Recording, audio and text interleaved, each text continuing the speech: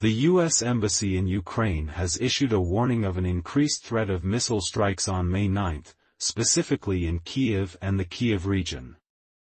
Americans are urged to pay close attention to air raid signals and seek shelter or use the two-wall rule to avoid ignoring the threat. In other news, President Volodymyr Zelensky expressed confidence in Ukraine's victory in the ongoing war with Russia during his official visit to the Netherlands. He also plans to give a speech titled "No Peace Without Justice" in The Hague. In other news, Russia has accused the U.S. of organizing a drone attack on the Kremlin and is considering various options for a response. In other news, the UK Ministry of Defence believes that Russia staged the attack to achieve its own motives, including creating a pretext for more bombing and attempting to win sympathy through Ukraine. In other news, an attack on the Kremlin using drones has led to a significant increase in the global price of wheat, which is now at its highest point in 6 months.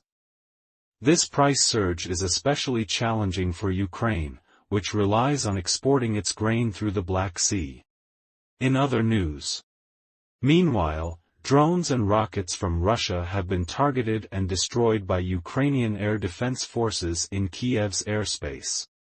In other news, in a separate incident, Russian troops have reportedly placed explosives and military equipment in the turbine compartment of the 4th power unit at the Zaporizhzhia nuclear power plant.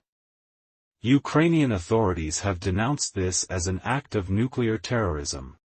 In other news, in domestic news, Ukrainian authorities have arrested pro-Russian oligarch Vadim Novinsky and seized over 10.5 billion hryvnias in assets, including 230 real estate properties owned by Novinsky through an offshore trust fund. The mayor of Odessa, Gennady Trukhanov, has also been arrested on embezzlement charges. In other news, the Ukrainian Ministry of Defense is proposing changes to conscription laws, which would lower the maximum age of conscripts from 27 to 25 years old, as part of measures to prepare for martial law. That's all for today. Stay tuned for the latest news tomorrow.